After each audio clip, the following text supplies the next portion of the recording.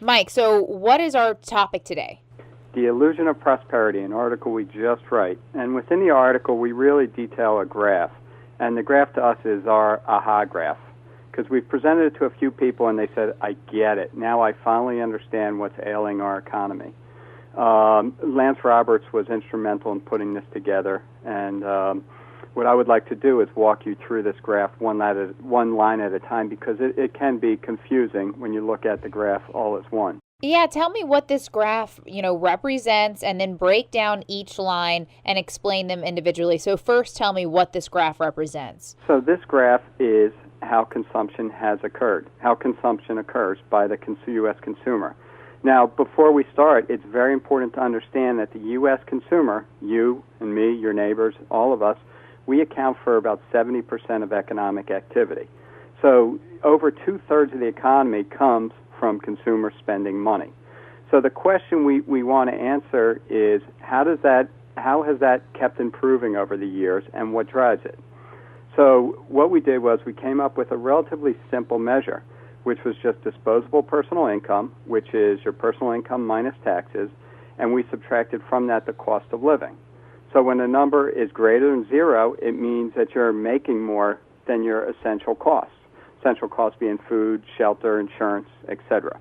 And when you make more, then you have true disposable income, which means you can either save it or spend it on other things that you want. So if we look at the blue line, you'll notice that going from the left to the right, that it was a positive line and upward sloping until about 1971.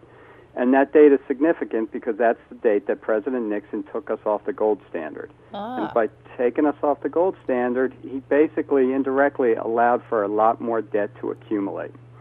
And you can see from that point forward, it declined.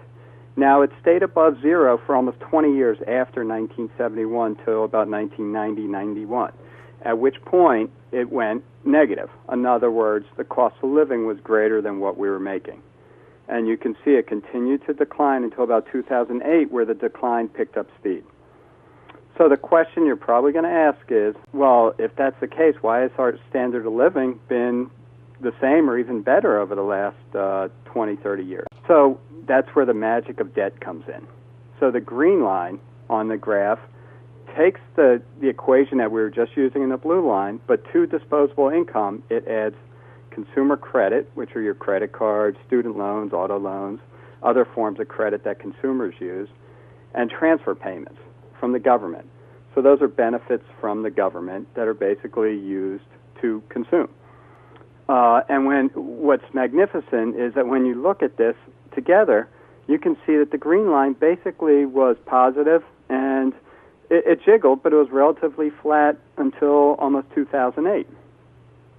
So what the divergence between the blue and the green line is telling you is that we were relying on ever more credit, be it our credit that we're personally taking out or that the government was taking out and transferring to us,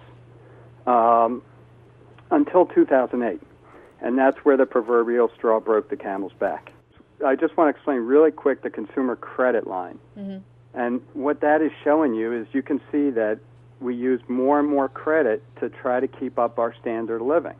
So you could say it was a fake standard of living, and 2008 was a point where we just couldn't add more debt to keep the charade going. If you want to quickly go to the second graph, this is really startling. And even when I put this graph together, I didn't realize it would be this high of a number. What we did was we took the two numbers from before, consumer credit and transfer payments, and we basically just figured out how much of total personal consumption those two comprised. And you can see bottom left in the late 1940s, that accounted for about 10% of our consumption, which again is about two-thirds of the economy. Now it accounts for 43%. In other words, almost half of our consumption is coming from the use of credit. So your question, why does it matter? It matters because in order to keep this economy where it is, forgetting growth, we need to keep borrowing money to keep that stable. If we do want economic growth, it means that debt is going to have to increase further. And again, go back to 2008, the question is, have we hit our limits?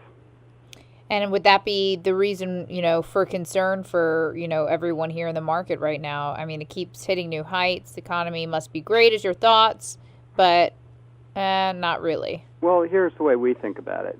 When you buy a company, when you buy a stock, what you're really buying is a claim on their future earnings.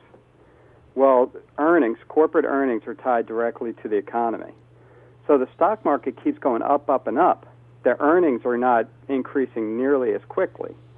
So the price you're paying for these companies is rising. Now, if you think future earnings are going to be great, then that's fine. Maybe you're paying the right price.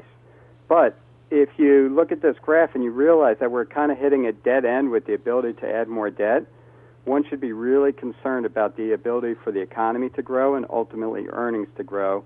And the question is, do you really want to be paying these kind of valuations or these kind of prices for what looks bleak? All right, Mike, and they can find out more. You wrote this article. It's now up on realinvestmentadvice.com. And if they want to learn more, they can go check that out. Is there any other thing that you wanted to add as far as the story goes? No, I think it's very important to just think about the graph, think about the trends, and put it all into perspective. And I think once you kind of come to grips with what it's saying, it'll give you a much better feel for the problems that our economy faces.